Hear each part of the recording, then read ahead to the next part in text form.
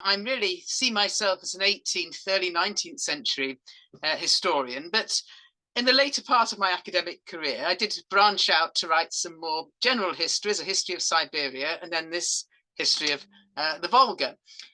And I think one reason for doing this was simply that I'd taught at that time for about 25 and eventually 30 years, and I felt that some of that should be the knowledge I'd acquired to be made available to a more general audience.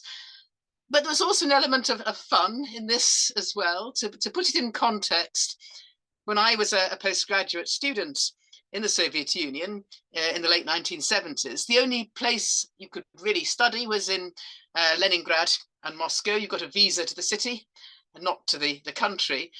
And I didn't travel at all in Russia. So once Russia opened up, it was a great pleasure to travel and see the place and to bring back a bit of fun, I'd say, into research. And the Volga, I mean, the first thing I did when I stepped down as head of department was to go on a river trip with my husband up from Astrakhan to Nizhny Novgorod. Well, I'm going to talk about this book, a little bit about why I wrote it, perhaps just what some of the general issues are, and then I'm going to look at four main themes that recur throughout the book. The structure of the book is chronological and thematic. I started with the early period, Khazars, Bulgars, early Kievan state, Muscovite state. The bulk of the book, though, does focus on Imperial Russia, which is my real interest. And I divided that roughly 5 chapters on one broad theme and 5 on the other. 5 chapters were really about control, imperial control, how Ivan the Terrible conquered Kazan and Astrakhan, how he subjugated Cossacks and pirates, the way in which power was exercised in the frontier, including the policies of conversion to Christianity. I included in that a chapter on disease on the Volga and how that was controlled, which I thought at the time was very innovative and imaginative of me. But then, of course, after COVID, I think everyone would almost expect a chapter on that. The tactics, in fact, were not dissimilar in the late 19th century from the way they were a few years ago. The next 5 chapters, imperial chapters, were really on how people lived. I've always been interested in how people lived. That's what my social history was. It wasn't a theoretical analysis. It was how people lived. And to an extent, how people thought, identity, particularly Russian identity, but to the extent that I could, Tatar identity, non-Russian identity as well. And then I moved into the 20th century, war, civil war, 1930s, Second World War. But I tried in the 20th century to also look at it thematically as well as chronologically, the relationship between the state and the provinces, ecological issues from 1917. And so it allowed me to explore Russian history, if you like, from another angle, from another focus. I will just add here as well, 1 or 2 of the difficulties of writing a book like this, which may come out in some of the questions. I tried to cover the whole river, but it's easier with some topics than others. If it's trade, then I cover the whole river. South to north is where most goods went. So I can go from Astrakhan through to the north, through a canal structure out through St. Petersburg into the Baltic. When I talk about conflict, I try to look at conflict throughout the river. So obviously I have to talk about Stalingrad, but I also talk about Rzhev, conflict in the north in the Second World War. But the reality is that the most interesting aspects of how the state acquired control and some of the ethnic conflicts in the river take place in the middle to the lower Volga. So that's one issue. It's an issue of balance, really. And the other issue of balance that is more difficult is town v village. I think with towns on the Volga, it's very straightforward. They're on the Volga because of the Volga, and the Volga determines in many ways the nature of that town. It's not quite so clear cut for villages, not least because the Volga is so wide that there aren't that many villages directly on the Volga. They tend to be a little way off the Volga. And to try to balance that was also something which was a problem within the book. I was conscious all the time that what I was not doing was telling a history of Russia with a few examples from the Volga. It had to constantly come back to the river. Now, why the Volga?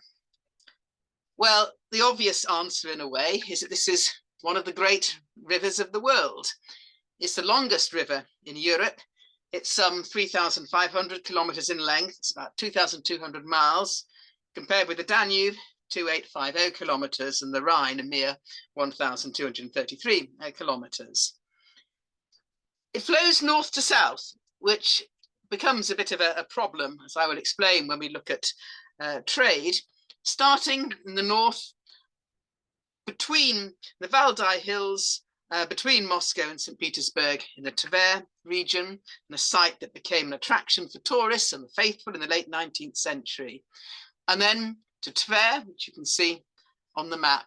And then beyond Tver, although it's not marked, you can see where the Rybinsk Reservoir is. To the east of Tver, the river flows north, and it's through this connection of canals from Rybinsk that goods are taken out to St. Petersburg in the Baltic. The river does not go out to the sea, it goes to a closed sea, Caspian Sea, in the south. Then to the east, Yaroslav, important city, Nizhny Novgorod, which I'll come back to because it was the site of a major fair in the 19th century. Then the river turns south. Cheboksary, today the capital of the Chuvash Republic, Kazan, Ulyanovsk, which I know historically as Simbirsk, and then a great bend to the east, which was the great haunt of pirates, to Samara, and then south through Saratov, Volgograd, Stalingrad, through to Astrakhan. There are other great rivers of the world, of course. I think possibly coming from England. I mean, we have rivers which are very important, the Thames, the Tynes, but they're not great rivers. Maybe this is part of the attraction for me. Although the side of the river that you live on still matters. In London, you're either south of the river or north of the river. So I have got some awareness of that. But I mean, we don't have those great rivers in the UK. And if I had to compare it to another river in the world that divides in this way, I'd probably compare it to the Mississippi, in fact. Another broad question that concerned me when I wrote the book was the river as a dividing line. Now, all rivers have high banks and low banks, but I'm thinking more of a division, certainly below Kazan, of west and east. Catherine II, her first tour of the country after she'd come to power was in 1767, and she went down the Volga to Kazan. And from Kazan, she wrote to Voltaire, and she said, "I am in Asia." Well, she wasn't in Asia. None of the Volga is in Asia. It's all in European Russia. But this is a cultural comment rather than a geographical comment. It's because Kazan had Tartars and she felt she was somewhere exotic and strange. She felt she was in Asia. And that's something I'll come back to. The other divide lower down the river, east and west, is that the eastern side was always less prosperous in terms of land, more subject to raids from Kalmucks and other nomadic peoples, certainly the 18th century, early 19th century. And the western side was simply better land. That's where the Black Earth land is. In the 1760s, Catherine the Great brought Germans to Russia, and she settled them on the Volga in the area of Saratov. And those who were settled, because it was forcibly settled, had no choice, on the eastern side, felt very disadvantaged vis-a-vis those who were settled on the western side. And this comes out in a book by the contemporary Tatar writer, Yakine, My Children. This is what, she puts this into the mouths of a German settler on the eastern side of the Volga. And she said, the Volga divided the world in two. The left, eastern bank, was low and yellow and flat, stretching out into the steppe, from beyond which the sun rose every morning. The earth here was bitter to taste and dug up by gophers. The grass was dense and high, but the trees were stunted and sparse. The fields disappeared beyond the horizon, multicolored melons like a Bashkir's blanket. The villages clung along the water's edge. The wind blew hot and spicy from the steppe, from the Turkmen desert and the salty Caspian. What it was like on the other bank, no one knew. A cold wind always blew from the right bank, from over the mountains, from the distant North Sea. So those two very general ideas, the importance of the Volga, the great river Volga, the idea of divide, run through the book. But I'm going to be a little bit more specific and talk about four major themes that recur throughout the text. The first one is the importance of the Volga for trade and commerce. The second one is the importance of the Volga for state building.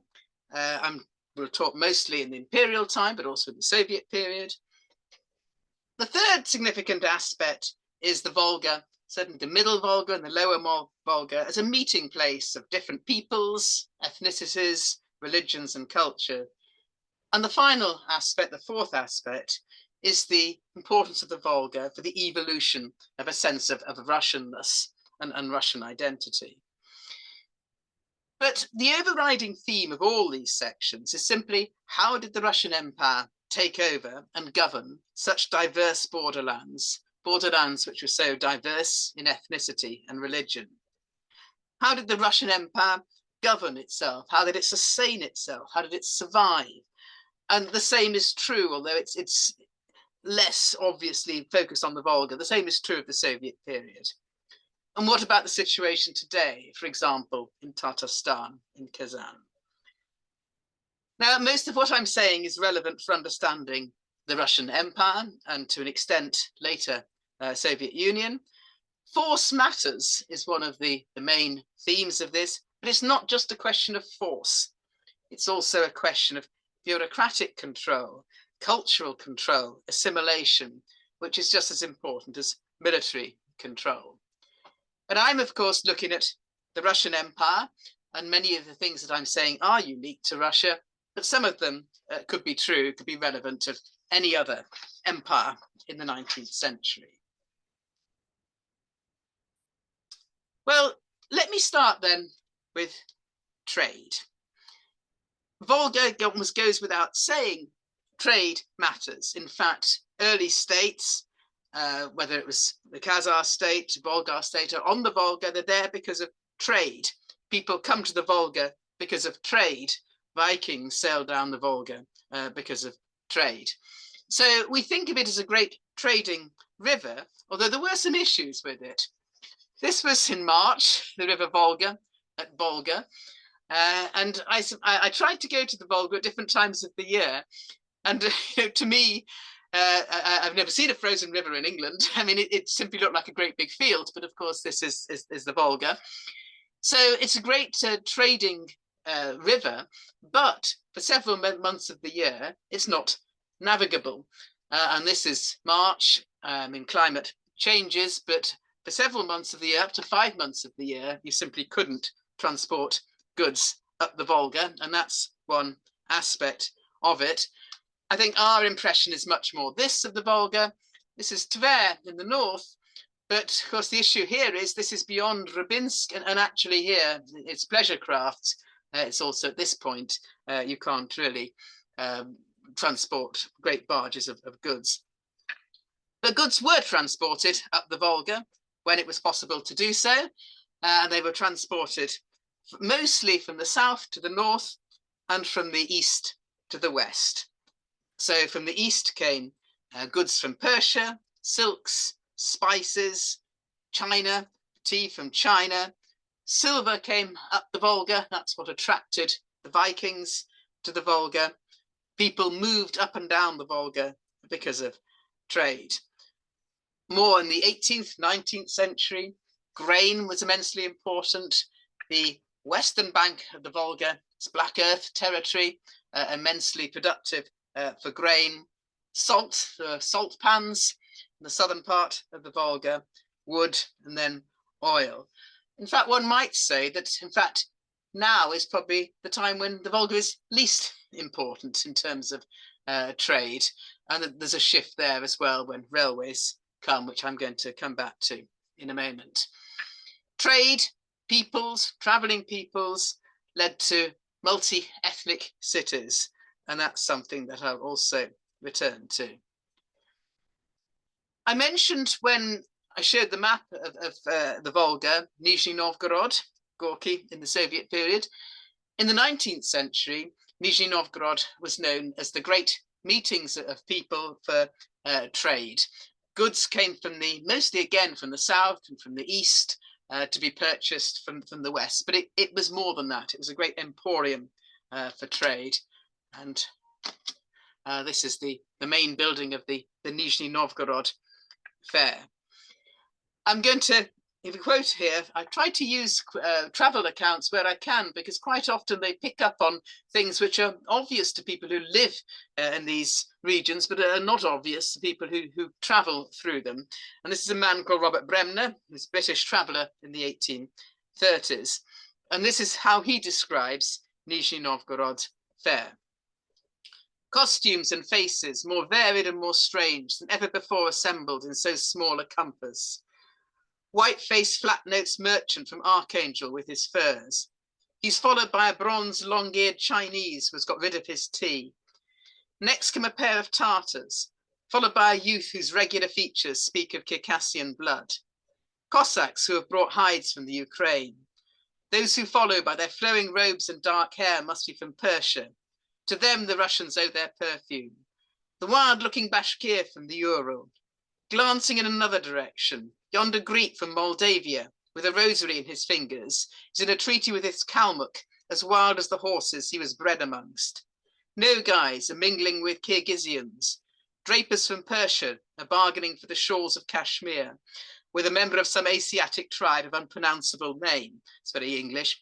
Jews from Brody are settling accounts with Turks from Trebizond, cotton merchants from Manchester, jewelers from Augsburg, watchmakers from Neuchâtel, wine merchants from Frankfurt, leech buyers from Hamburg, grocers from Königsberg, amber dealers from Memel, pipe makers from Dresden, furriers from Warsaw. Now, historians can argue about whether something like this massive fair is a regressive or a progressive form of economic exchange. In some ways, of course, it is a much more primitive form of economic exchange than having great trading patterns across countries. But nevertheless, as far as the Volga is concerned, Nizhny Novgorod's on the Volga. People meet on the Volga. It's a great emporium for trade in the 19th century.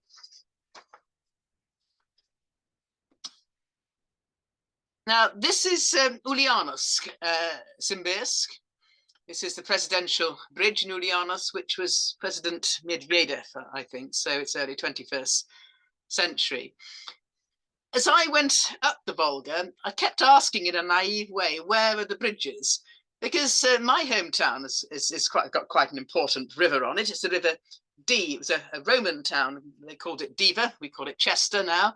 And the Romans went there because the river was important. But the river isn't like this. There's bridge after bridge after bridge over the D in Chester. And I kept asking, where are the bridges? Because there's so few bridges that go across the Volga, because of course, certainly, south of Kazan, it's so wide. I traveled up from Ulyanovsk to Kazan. And when I saw this bridge in Ulyanovsk, I naively thought it was a rail bridge as well as a road bridge, and we'd go across this bridge and off we'd pop up to Kazan. It took about 5 hours, and where we actually did cross the Volga, this is just by the Sviazh, north of Kazan, so it all the way up the left-hand bank of the Volga. I'm calling it west, because if I call it right bank and left bank, it's confusing. We went up the west side of the Volga, north of Kazan, until we crossed. There wasn't another rail bridge between Ulyanovsk and Kazan, and to me that was just a very surprising thing. Now, that in a way shows, again, the importance of the river, but it also, railways can divide as well as unite. And I said at the beginning that the Volga can divide as well as unite. Of course, once you start building railway lines in the late 19th century, it's far easier to transport a lot of goods by rail than it is to transport them by boat. And of course, you can transport them all year round. And so this divides in some way the trade that went through the Volga, stopping at various points on whichever side of the river the town was, becomes one side or the other. It also leads to winners and losers that the river didn't do. So Tsaritsyn, which became Stalingrad, which is now Volgograd, flourished because it was a main junction on the railway line in the late 19th century. And so it was referred to as the Chicago of Russia because of the railway line. But there was a former Cossack settlement fairly near it called Dubrovka, which wasn't on the railway, and so that declined completely. So railways changed the economy of the river.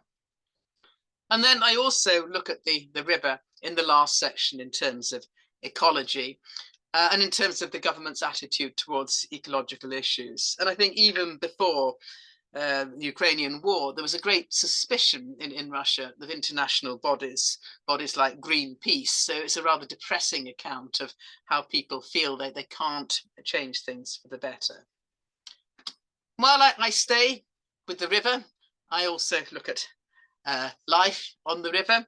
Now, this painting, I'm sure you know, it's the great realist Russian painting of the 1870s by Repin, barge haulers on the Volga, where we see the degradation, the suffering of people hauling the boat, apart from one young man who's looking up towards perhaps a future, a fairer future for Russia. Now, there are one or two things on this picture that intrigued me. First of all, when I went up the Volga, there were actually very few towpaths up the Volga. So pulling the barge up the Volga is because, of course, goods come from south to north and the river flows north to south. But for the most part, they're actually pulling it off sandbanks rather than pulling it all the way up the river. My husband was in the Royal Navy, and you probably can't see this very easily, but the ropes that they're pulling are attached to the top of the top mast. And so he opined that whoever good a painter Repin was, he clearly wasn't a sailor, because if you pulled like that, you'd break the main mast. You don't do it that way. You do it for a windlass on top of the deck. That may be picking up things. And what you can't see on here, in fact, unfortunately, is what was on the other bank. In this painting by Repin, there's a steamship going the other way. And I think there is this contrast then, 1870s, between people still hauling the boat in this way and modernization. But in fact, in Repin's first draft of the painting, it wasn't a steamship, it was picnickers on the other bank. And by this stage, 1870s, the Volga was open to tourists. So a painting that we see as one of almost archaic suffering actually had these modern elements in it as well. And then, you know, it was, as you probably know, bought by a Grand Duke, and that's why it's in the Russian Museum. I try when I can, because this is a general book, to make use of literature. And this is from Gorky's childhood, and it's his grandfather describing what it was like being a barge hauler. He says, "So you came on a boat with steam to help it along. When I was your age, I fought against the Volga, pulling a barge which was in the water, and I had to struggle on my own along the bank, barefooted, walking over sharp stones and rocks, right from dawn to dusk. The sun scorched the back of your neck, and your head seemed to boil like molten steel. And you, miserable wretch, bent double, your bones creaking, press on till you don't see where you're going anymore.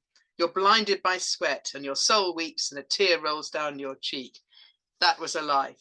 So I don't want to downplay the suffering of the barge haulers at all, but I think it is important to remember that at this time, 1870s, there was still also a modern sense of trade and of tourism on the Volga as well.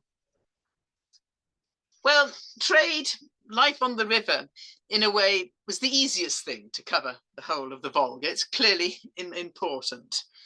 Other aspects required, I think, a little bit more digging to just look at how the Russian state operated. It was clear in a general sense that control of the Volga mattered. You wouldn't have had these early states on the Volga, Khazars, Bulgars, unless the Volga was there. You wouldn't have had conflict between Khazars and Kiev, between the hordes and the Bulgars, if the Volga wasn't there and if the Volga didn't matter. Ivan the Terrible wouldn't have conquered Kazan and Astrakhan if the Volga didn't matter. So I spend quite a lot of time in the book simply explaining how the Volga was conquered and then how it was controlled. And we start with force. Now, this course, is a replica, but this is in Ulyanovsk, and many simple towns were like this. First on the Volga, they're a garrison, they're a fortification, and that has control. Now, not before the Russians arrived on the Volga, there were towns, of course, places like Kazan, and there you didn't have to build a stockade like this. There you built a Kremlin, and it was the Kremlin that then asserted Russian control. The Kremlin housed the governor, the garrison, and an Orthodox church, the symbols of Russian power, if you like, church, state, military. But much of the earlier history of the Volga, through, I would say, to the early 19th century, is about force and about controlling the Volga with force. You had to conquer it. You had to conquer towns like Kazan and Astrakhan. You had to take them.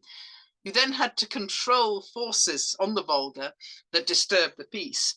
Pirates were very important. I have a chapter on pirates. 17th and 18th century, piracy was a scourge of the Volga for traders and travelers. And the Volga was also the place where the great peasant revolts, the Cossack revolts of the late 17th century through to the late 18th century took place. Stenka Razin, who took Astrakhan in the most cruel way and sacked it. Pugachev, who despoiled Kazan, and Saratov. Pugachev didn't actually take the Kremlin in Kazan, but he destroyed the city. And so force was required. And the Russian army, by the end of the Napoleonic Wars, was over 700,000 strong. Now, that's an enormous army. If we think of the time, the population around about 35 million, if you include the whole empire. It's an enormous army. Napoleonic armies were enormous. The British army in the Peninsular War in Spain and Portugal was about 200,000 strong. But the difference was that at the end of that war, most of those men were demobilized because the British government was always very mean in paying soldiers' salaries. The Navy was different. They didn't want to pay for soldiers. The Russian army didn't demobilize, and service in the Russian army was almost for life. After 1793, it was 25 years, but almost in effect, it was for life. Plus, they had something like 75,000 garrison troops. That, incidentally, is the size of the current British Army today, with a population of about 60 million. So you have this great force, but the problem is simply moving men around over great distances between forts and the land in between. So the Russian Empire sets up lines of forts through the Volga, through all the way on the borders with Siberia. But once the revolt breaks out, it's quite hard to find out where it is. When, in fact, Russian soldiers take on Cossacks, they almost always win against a sort of peasant rabble. But it's hard to crush at that point. And certainly the Volga then is a great source of people just disappearing, just blending away from the battlefields and moving down the river. And really, I would say, until the end of the 18th century, early 19th century, the Volga wasn't fully controlled. I would say after that it was. In the 20th century, it was still crucial. It's a crucial role in the Civil War. Had the whites met up, east and west on the Volga, could have made a difference. The control of the Volga mattered there. And of course, in Samara, there was for some time an alternative government. Most notably, of course, Stalingrad. I'm very proud of this picture of mine because you can see the size by the men working on the top. I don't have to explain to you how crucial Stalingrad was, not just in the quite appalling loss of both soldiers and civilians as well at Stalingrad, but also it was the turning point of the Second World War. So Stalingrad was absolutely crucial. But it was crucial as a battle, but it was also crucial in this sense of border, which I mentioned at the beginning. Very strong feeling that from the Soviet side that you had to have Stalingrad, that Volga was the border and it should not be breached. Actually, the Germans didn't want to go the other side of the Volga, but they did want to control the Volga, but they also saw it as the edge. And there are comments in memoirs of German officers who reached the Volga saying they'd reached the ultimate edge of the Third Reich. They saw it as the edge too, and the edge and the border. And it's quite important in all the memorials in Volgograd that when it comes to German POWs, that's the only point where they're shown crossing the Volga after defeat. So that sense of border, of not breaching it, is important, and it's something that I'll come back to. I'll come back to something cultural in the last topic, but this is something for a contemporary essayist on the Stalingrad, and he said, Stalingrad means the Volga. The meaning of the Volga for Russia cannot be overemphasized. There's no river like it in Europe. It cuts through Russia. The people have composed hundreds of songs devoted to Mother Volga. Would despicable Germans bathe their horses in the Volga, the great Russian river? So it's an absolutely crucial battle, but there's also this sense of the river being the great divide that must not be breached. Now, as well as military control, there are other ways in which you control a state, of which the obvious one is a bureaucratic governmental control, both in the Imperial and in the Soviet and in the post-Soviet period. Not all governors and top officials in the Russian Empire were ethnic Russians. There were quite a lot of Baltic Germans, but they were certainly not local people. It was imposed from above, with a structure imposed from above. The courts are significant here. The judicial system on the Volga was the Russian judicial system. Russia actually was quite flexible on judicial systems in western parts of the empire, but not on the Volga. Where they were a little bit more flexible was lower courts, which could be in Tatar language, could be in the language of local language, could deal with local petty disputes. But we can't see that in terms of toleration of difference, I think. I think this is simply an economic policy similar to the British Empire, where at a local level, it was just simply cheaper to let local people sort out the issues.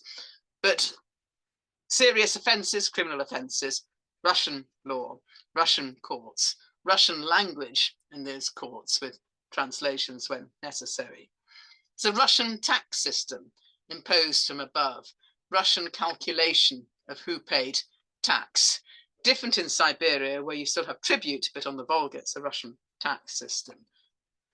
The education system, apart from at the very low level where you could be taught the Quran in mosques, or you could be taught in your local language, the secondary higher education system was not only taught in Russian, but it was a Russian education system which was decided and imposed in St. Petersburg and then in Moscow. Now, I won't say much because of time of how that the Soviet system worked with the republics, although I'm sure you know that it was that the Soviet Union of Socialist Republics, so within the Russian Soviet Republic, there were autonomous regions, including Tatarstan and other areas, but control very much came from the center, policy came from the center. Now the situation is slightly more ambivalent, although I think, again, it's fairly clear who calls the shots, who appoints governors, who changes things. Language is always a sensitive issue, and Putin at one point simply declared that Russian language had to be taught, even in areas where there were other minorities. Today, Kazakhstan, I mean, my last trip to Russia, which I feel will probably be my very last trip to Russia, which was in 2019, I gave a lecture in Kazan. Kazan was founded by Alexander I. This makes it quite a lot older as a university, 1804, than my own institution, London School of Economics. And we had a particular celebration, unveiled a bust of Alexander I. Before I spoke, they played the national anthem. Well, the national anthem isn't normally played before I speak, but the significant thing here was it was not the Russian national anthem, it was the Tatarstan national anthem, which was played. So that sort of ambivalence is something which is still there today. It wasn't there in the Soviet period. And then finally, when I look at control, which overlaps with what I'm going to say on culture, there's a sort of physical control as well. I said that the Kremlin is the great symbol of Russian control. This is the Kazan Kremlin, which I'll come back to at the end. Stone Kremlin, you have to have walls. That's a tower, but in the center of it, you have to have the symbols of Russian control, an Orthodox cathedral, a garrison, governor's house. But it's not just the Kremlin, it's the whole nature of the town, which is controlled and made to look like Russia. The main streets radiating from Kazan could be the streets of any city in European Russia, in the heartland of Russia, but actually it could be any street in a Siberian city as well. It has to look Russian, it has to look European, it doesn't look Oriental. The style of the buildings, the style of official buildings looks Russian. And that's also a way of control. And it's a way of control in most empires. One only has to think of some of the railway stations in India. They're pure sort of Victoriana, so that you make it look like, it has to look like the British Empire. Well, trade, control, those are very much, well, the trade, I suppose, is not top-down. Control is a top-down policy. The thing in many ways, I think, that's most interesting, if you like, about the Volga is the meeting for the middle Volga and the lower Volga of different ethnicities, different religions. Actually, even in the north, Finno-Ugric people, Mari, north of Kazan, and then Tatars, the greatest minority, Chuvash, Kazakhs, Kalmuks, German settlers as well in the 1760s. Now, you can see this again as part of control, and in some ways it was part of a control.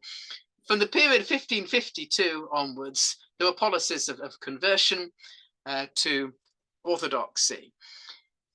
There are patterns to this. It's not consistent policy all the way through. It depends very much on the personality of the ruler. So in the 18th century, it's most intense in the reign of Elizabeth. In the 19th century, it's most intense in the reign of Nicholas I, whereas Catherine the Great, Alexander I, both of them are more tolerant or different to the policy. So it's not one particular policy, but there were waves of conversion, and there are also waves of reconversion, of people converting back from orthodoxy, particularly in the late 19th century. In general, and I'm being rather sweeping here, it's easier to convert pagans than it is to convert Muslims, or for that matter, Buddhists. And it's easier to convert people quite often by the offering of some small trinkets or relieving them of taxation. It's easier to convert people in villages than it is to convert people in towns where there's a more established non-Christian community. But I tried in the book to not just talk about policy from the top and conversions, but to talk about just what happens in everyday life, how people mix, where they don't mix. I think it's probably true to say that most historians are always looking for points of merger and cross-cultural influences. And it's not always possible to find them, but it's easy enough to find human conflicts. The type of conflict I'm talking about is what happens when there's a procession, Christian procession through a Tatar village. Well, the answer inevitably is that there's a great big fight. Somebody has to sort it out. What happens if you have a Tatar village, a Muslim village, where some families have converted to, well, perhaps all families have converted at one point to orthodoxy, and then in the late 19th century, some of them reconvert back to Islam. Again, outside the mosque, outside schools, there's always a conflict, and those are well documented, so you can see what happens in everyday life. And I think this is one of the features of the Volga. This is the Tatar quarter in Kazan, nicely done out now for tourists with some restaurants, but still sort of naturally Tatar quarter. Kazan had a significant Tatar quarter. Ivan the Terrible expelled the Tatars, but they came back. And Catherine the Great made a point of visiting the Tatar quarter when she went to Kazan. She wanted to show that she was empress of an empire, and the empire included people as well as ethnic Russians. So she made sure she met senior Tatar in Kazan. Well, Kazan has a Tatar quarter. There were other towns, Kristopol, for example, which also had a Tatar quarter. There are other towns which had a non-Russian quarter. Saratov eventually, when Germans were allowed to leave their villages, had a German quarter and very Germanic-looking buildings at one stage. because the Germans became so important in the grain trade. The city that became most ethnically diverse, unfortunately, I don't have a picture to illustrate this, was Astrakhan. On the shores of the Caspian. It became a totally multi-ethnic city. I mean, it was before the Russians came, and it remained a multi-ethnic city, really, throughout its existence. Tartars, Armenians, the great traders, Indians. Won't surprise you to hear that in the 17th century was a British colony in Astrakhan. It didn't last, but the British got there to trade. And the British were fascinated by the ethnic diversity. This is an English visitor, not in the 17th century, but in the early 19th century. He said, there's perhaps a more diversified assemblage of nations here than any other spot on the globe. And because of that, there were lower courts that dealt with minor issues. And there was a whole series of them in Astrakhan set up to deal with all the different ethnic groups. So in that respect, it's significant. And again, in towns, you can look at, more easily actually than in villages, you can look at the way in which people coalesce. Traders deal with other traders. You have to deal with other traders. So in that respect, people joined in. I think more in towns than in villages, you get festivals are shared. Tartar festivals are celebrated. Villages remained relatively segregated. German colonies, which were both Protestant and Catholic, were almost completely segregated until the late 19th century, when conscription, which they'd been relieved of, was imposed on German colonists, and then they had to start speaking Russian, and they sort of mixed in the army. But they retained their own language, which became archaic, of course, didn't develop like modern German, their own customs. And again, this is a report, this is by a German. He says, it's surprising, since 1856, how little they amalgamate. They retain their own language, their own customs, their own habits, and the Russians retain theirs. Which is odd when you think about it, because Catherine's idea when she brought Germans to Russia was that Russians peasants should learn from German peasants and, in her view, become more hardworking, more sober and all the rest of it. But they were kept sort of segregated.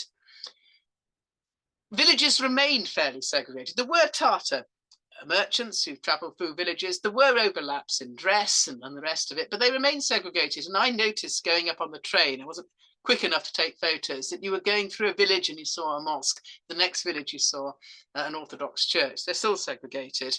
And to give one example of this, when I went to Volga, that's the place with all the frost and the snow, about 100 kilometers south of Kazan, the friend who took me was an academic, Tartar, and we travelled south from Kazan. And at one point she said, here is the first Tartar village. Well, in 1552, Ivan the Terrible expelled all the Tartars from Kazan, and he expelled them for 30 versts away from the city. That's about 30 kilometers. And here we were, 30 kilometers south of Kazan, the first Tartar village. So modernization, industrialization, collectivization, everything else, and you still have the first Tartar village 30 kilometers south of Kazan. So I look at relations between different ethnic groups and the enormous paperwork actually that this also created for the empire when I look at the Volga. Now, the final topic I'm going to look at is the Volga in Russian culture.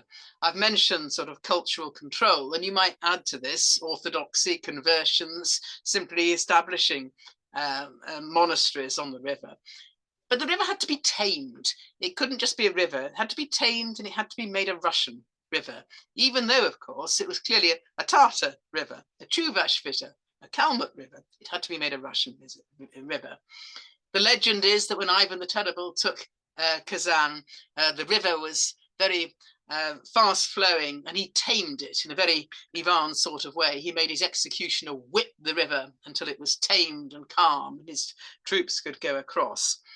Catherine's reign was a bit more civilized, but this is an ode that was written for her visit in 1767. The Volga flows. It marvelled in rapture, seeing Catherine's progress along it. It restrained its flow. It stopped. It made for its sovereign lady a free passage. Ghastly, absolutely ghastly poem. But again, the river has to be tamed. It has to recognise that this is the empress.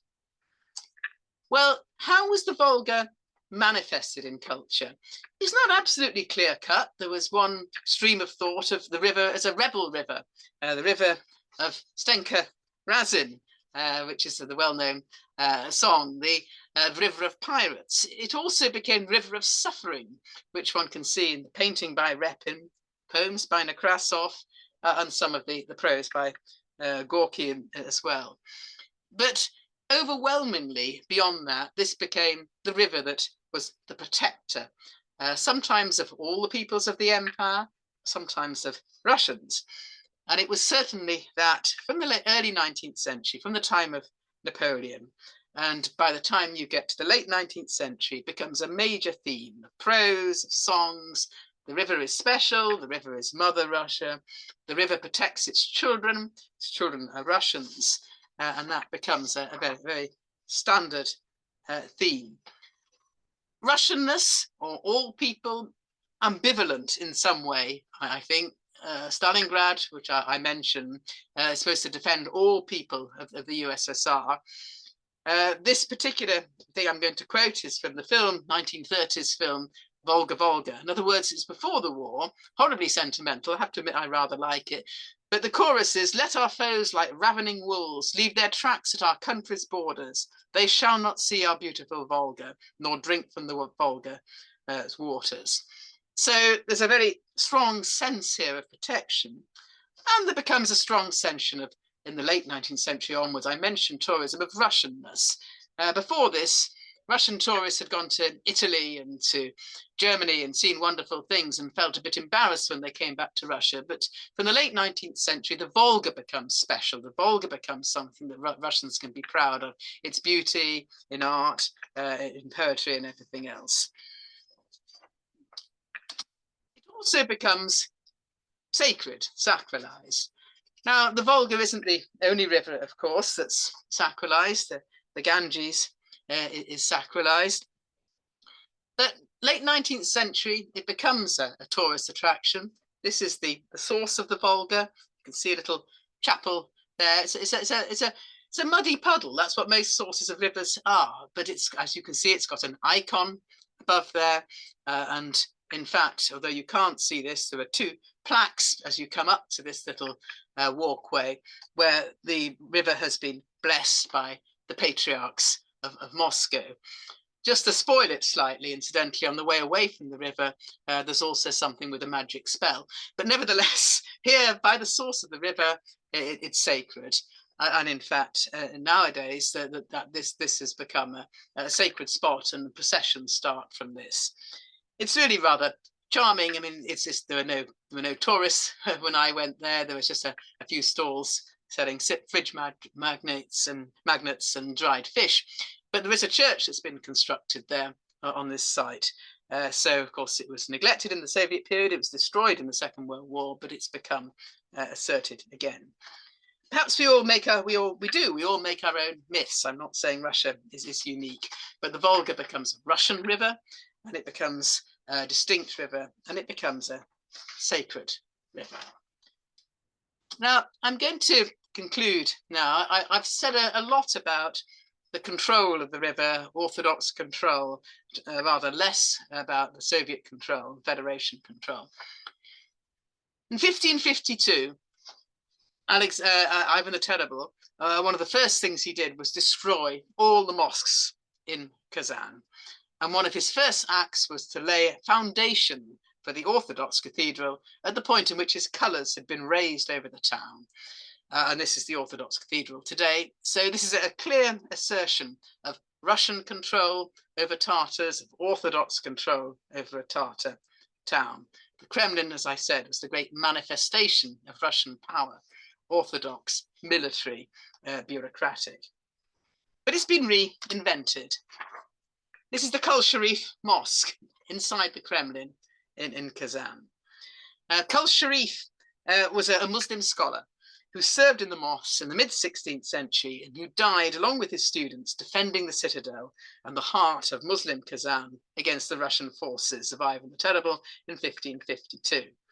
This was opened in 2005. It holds 6,000 worshippers. It's reputably one of the largest mosques in Russia and in Europe. Now, it's higher than the Orthodox cathedral. It can be seen more easily from the river, but the Orthodox cathedral is still there. And to me, there was something very ironic about tourists just being taken from one to the other as if these were two tourist sites that you saw together, without seeing the significance of a mosque being built inside the walls of this great symbol of Russian imperial power. So I'll finish by saying that the Kazan Kremlin is a living symbol, if you like, of the complexity of today's relationship between Russian authority and Russian orthodoxy, and a reassertion of a Tatar Muslim identity in Kazan, in Tatarstan. And that uneasy balance is being played out where else but on the river Volga. So thank you very much. There's an interesting sort of broader question from Douglas. Taking the long view, I wonder if there is a sense of back to the future vis-a-vis cultural mixings in the Volga region. The author read earlier from a British visitor about the broad commerce, and I wondered about today's rapidly changing political and economic changes, like the rise of China and Turkic peoples. So, how does the past inform the future of the Volga region? Thank you. It's very, yes, it's a broad question. I think I did mention in passing that in a way, I think the economic value of the Volga is more diminished today than at any other time. I mean, I was struck when I went on this trip up the Volga, which was in September, I think. You didn't really see many barges or commercial activity on the Volga, despite the fact, of course, it wasn't frozen then. And if you compare that, say, with the Rhine, where you just see boats passing every minute, perhaps I was in the wrong part of the Volga, I don't know, but I suspect that other forms of transport now, rail in particular, make the Volga rather less significant. It's still significant for wood, that sort of heavy economy, and the canal structure through to St. Petersburg is still in place. The structure that led to Moscow, which perhaps I should have mentioned, the canal that was built by sort of slave labor in the 1930s, simply isn't deep enough to take a large body of trade from the Volga River. But it's still important for St. Petersburg. Always important from St. Petersburg because it's an artificial creation. It had no hinterland to supply the city.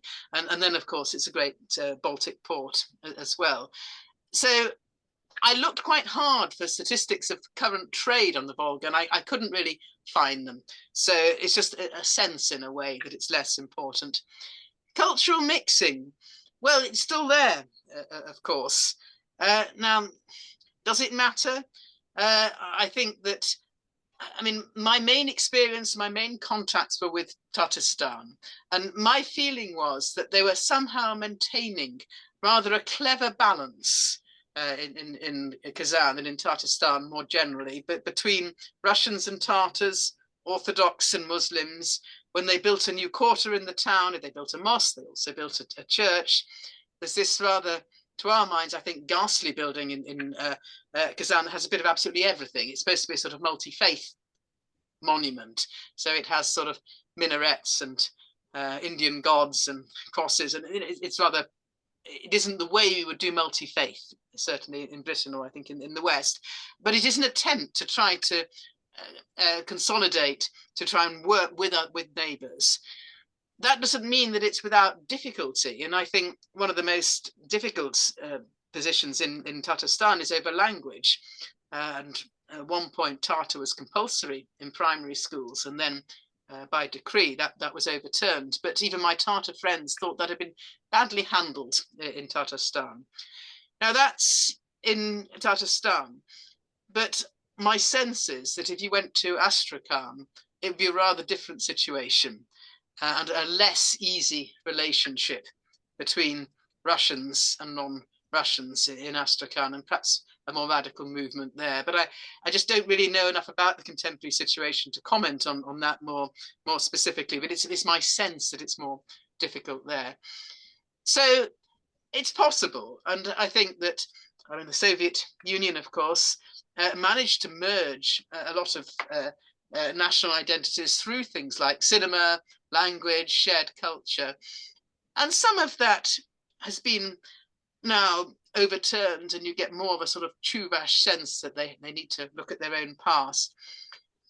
But I think it's mostly an urban rather than a rural phenomenon, I think. And my sense is it's not really the issue in those areas. I mean, terrorism doesn't come from that, you know. Mm-hmm.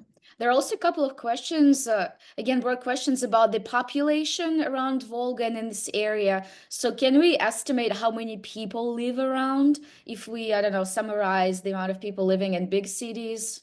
Oh gosh, that really I froze mean, me. obviously millions, but Well, I suppose you've got big cities. I mean, I would Kazan itself regards itself as the third city in European Russia, and I think I would regard it as that as well. So that's partly a cultural thing. You know, had a university very early on, but it's also population. It's a big city.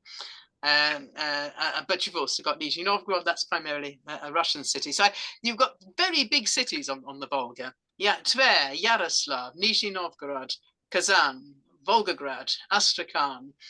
Uh, and then, you know, where does the Volga end? It was always slightly the problem for me in the book. But if you include the Volga Basin as well, the cities in that are fed by the Volga, then you know it is the heart of Russia. So in that respect, it's crucially important. Yes, and it's always been crucially important since the 20th century for industry as well. mm-hmm. But I can't, There's, I can't come up with a number. I wish I could. well, of course. After this lecture, I'll go and look it up for my own satisfaction. Sure. There is a question from Paul. Could you speak to the ecology of the river, its fish, animals, etc.? Yes, I mean, I'm not an ecological historian. I made it very clear in the book that I'm writing the history of people on the river rather than the history of the river itself. But I did have to engage with it, particularly in the 20th century, particularly when industrialization is so damaging to the Volga, pollution is so damaging. The great product of the Volga is caviar, of course, it's sturgeon. And I read more about sturgeon than I think I ever wanted to read. And that's something that's been an absolute tragedy in the Volga.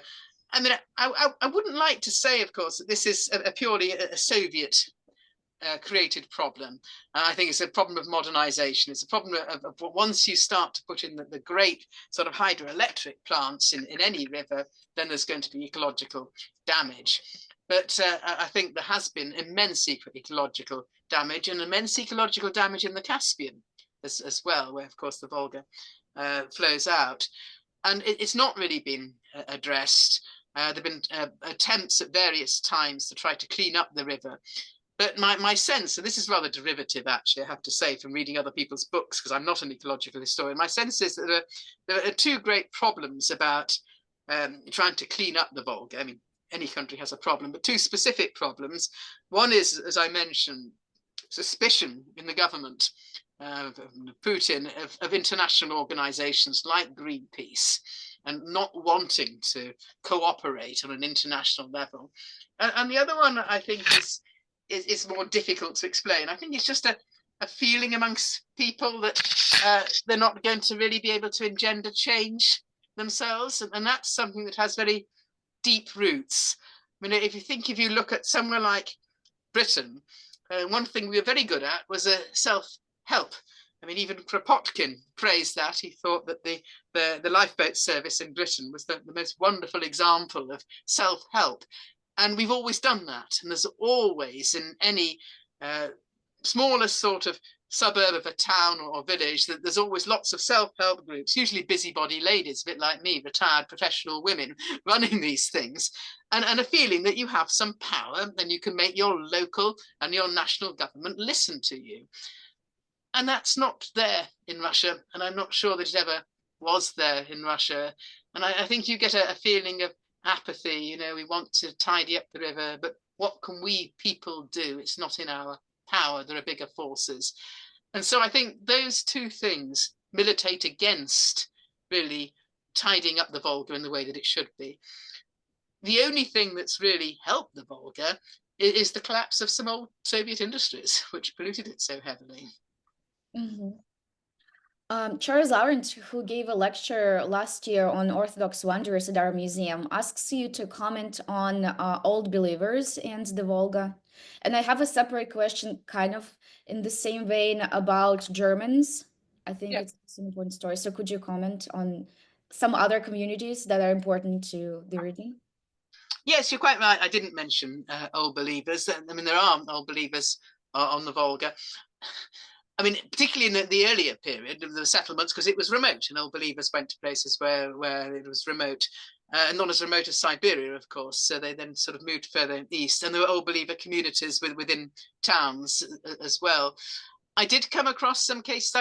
When I looked, I mean, this was not primarily an archive-based book, but when I did look at archives, the thing that interested me most was relations between different ethnic groups, different religious groups, and I found cases involving Old Believers. But I don't think that the state ever saw them on the Volga as much as of a problem as other groups. The group they saw as the greatest problem were Muslims who'd converted to Christianity, probably in the 18th century, reconverting back to Islam in the late 19th century. And they were the ones who they saw as a real threat, a fifth column, if you like, which would undermine the state. And I think most policies were focused on that. All believers were not seen as such a problem. Jews, I mean, there were quite a lot of Jews in Volga towns as well, but they weren't seen as a problem to that degree. Germans, I mean, Germans are very interesting because it's 1760s where Catherine settles Germans in Saratov. They had no idea they were going to be sent there. They just were dumped there with a few bits of equipment, and most of them were tradesmen, urban Germans. They did volunteer to go, but they had a very, very rough time. And the surprising thing there is simply how separate they were. They were separate from the Russians. They were separate from each other, roughly half and half Catholic and Protestants. And they didn't mix. And they didn't really mix until the late 19th century when the economy began to change. And then, of course, they had a very traumatic history in the 20th century. In the First World War, they were on the point, I think, of being expelled, had not the revolution broken out. But again, they were seen as potentially disloyal citizens. So there's no evidence whatsoever of disloyalty. And by this stage, Volga Germans were serving in the Russian army. In the immediate aftermath of the revolution, Lenin gave a degree of autonomy to the Germans, and there was a short-lived German autonomous region, which was in the city of Engels, still called Engels, which is across the river from Saratov, and that was their headquarters. It was called Kosakstadt and then Engels. But under Stalin, that was abolished, and as I'm sure you know, Germans were expelled east, and only in the 1950s were some of them let back, and then after the fall of the Soviet Union, some of them moved to Germany. But they've been there since the 1760s. They had their own language, their own customs. I think they found it very, very hard to fit into modern German society. So it's a very tragic story in many ways. So, you know, but it's on the Volga, the fascinating one. Fascinating that she settled them there. She chose the Volga to settle them. Mhm. I find it very interesting that you mentioned the Volga to be the sacralized river, the sacralized symbol in Russian politics and culture. Do you think that it is still the case today, or there are other sacralized symbols of Russia that sort of replaced the Volga at this point? Well, I think it's probably the collapse of the Soviet Union has revived the sacralization of the Volga. It's not the only river to be sacralized, and it's not the only river to be referred to as mother or as father. I mean, it's always old Father Thames, you know. So it's not the only one, but it is the one in Russia that matters most. And that picture I showed you of the little chapel, that's been revived post the collapse of the Soviet Union. It was neglected in the Soviet period. Of course, it was neglected. Now it's been revived. It's been blessed by metropolitans of Moscow. As I said, processions now start from there. So I think it's revitalized it. I mean, religion has been revitalized anyway, of course, but I think the Volga's place in it has been revitalized.